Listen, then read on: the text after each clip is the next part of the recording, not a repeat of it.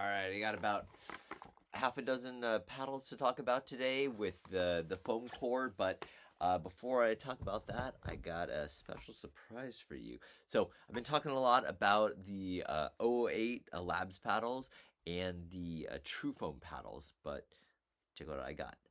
Just got the new core of the Bluecore. So this is Diadem's new actual foam core.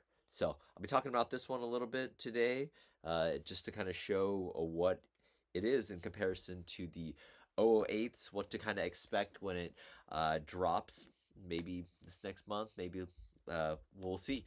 But yeah, I've been talking a lot about, we got all of our 008s. I got a couple more shapes in here. So we got all the tour shapes, 13, 16, Invicta, Epic. Look out for the 10 mil Invicta coming out soon. So check them out of their videos if you're curious about how these ones play. And I also got my hands on a new carbon shape. So I have the what is it? The TF1, and then there's the TF3, which, let me see if you can see the difference of that. But basically, the main difference is kind of on the side there. So that's kind of the difference there. Is the 3 is a bit longer in terms of the paddle shape. So let me see if you can see that. So that's kind of the longer paddle shape down here compared to the 3. So Selkirk doesn't quite have an equivalent because there's the Invicta shape. Let me see if I can compare the Invicta. So the Invicta is, let me just do them all side by side so you can kind of see. But let's see.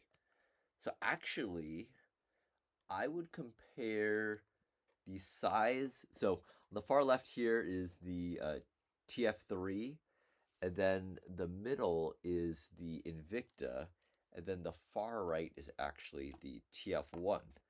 So face-wise, the TF3 and then the Invicta are very similar in terms of surface area.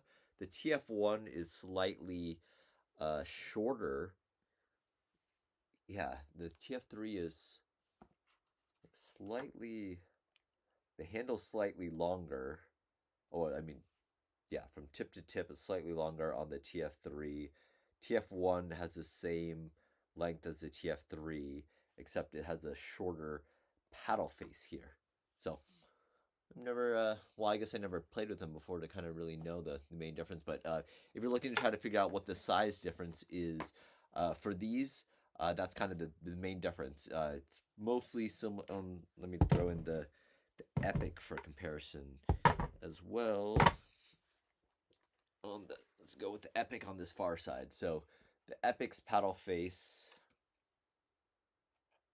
is slightly longer here than the TF1.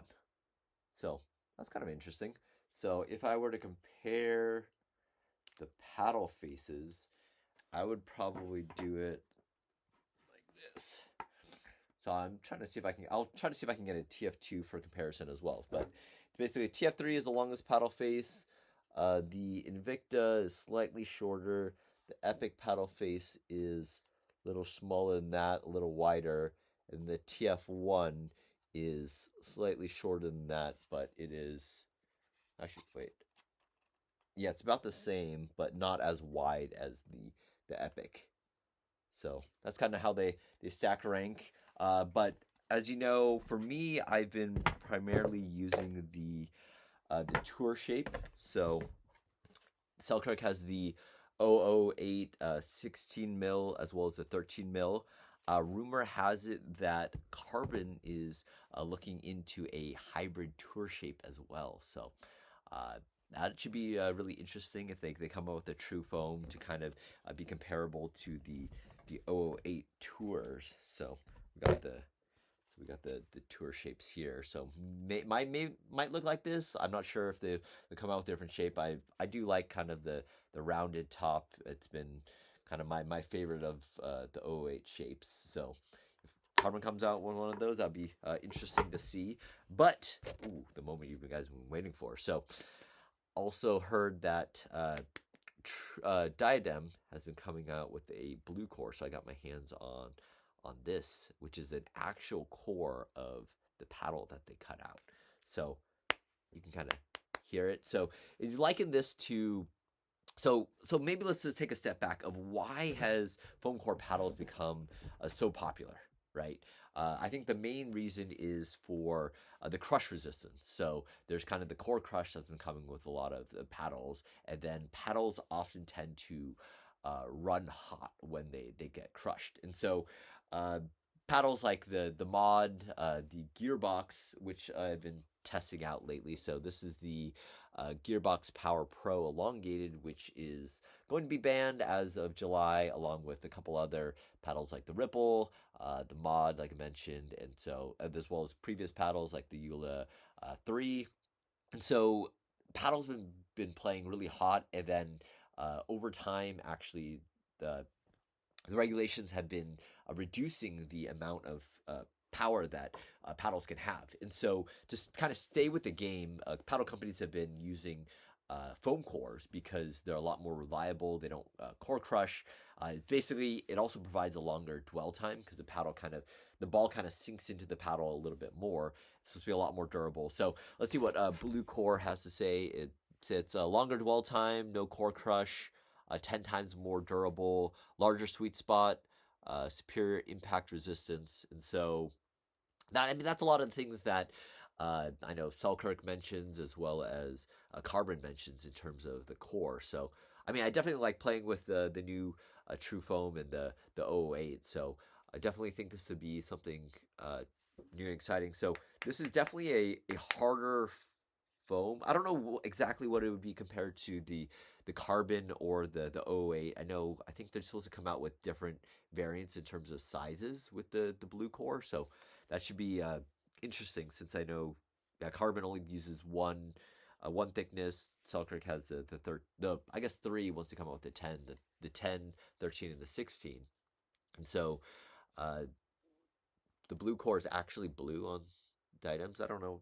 I think it's black on the Carbons, but yeah. So this one, so I'd liken it to, cause I think about it like a bike helmet. So a bike helmet, I'll nerd out on bikes for a bit. So bike helmets, their crush resistance is supposed to be actually very soft. So like road bike helmets, they're supposed to be one-time impact, and actually you're supposed to replace them.